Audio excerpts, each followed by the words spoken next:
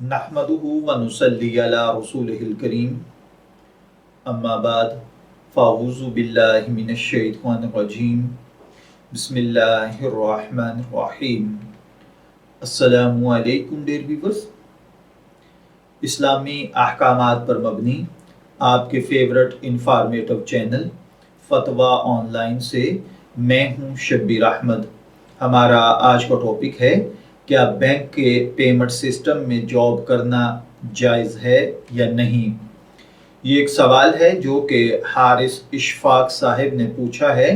वो कहते हैं कि मैं स्टेट बैंक ऑफ पाकिस्तान के पेमेंट सिस्टम में जॉब कर रहा हूं और मैं अपना ट्रांसफ़र ट्रेनिंग और तरक्की के इदारे में करवाना चाहता हूं।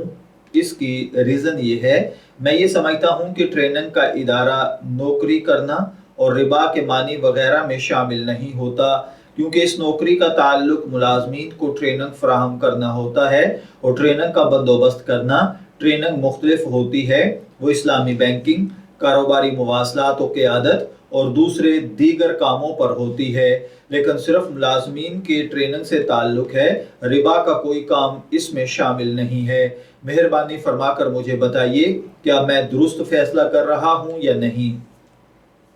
तो देखिए प्यारे भाई, मज़कूरा मुलाजमत जो आप कर रहे हैं, जो पेमेंट सिस्टम आप पेमेंट ब्रांच कह रहे हैं, अगर आप उसमें जॉब कर रहे हैं तो इस जॉब को बरकरार रखने की गुंजाइश है। इस पर मिलने वाला मुआवजा भी आप अपने इस्तेमाल में ला सकते हैं, मगर बेहतर है किसी ऐसे इदारे की मुलाजमत इख्तियार करें जिसका सूदी मामलात में कोई अमल दखल ना हो। बहरहाल बेहतर व अफजल इसी में है कि इस काम की तलाश जारी रखिए।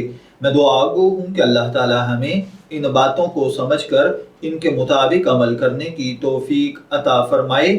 शब्बीर अहमद को इजाज़त दीजिए, फिर हाजिर होंगे किसी नए टॉपिक के साथ।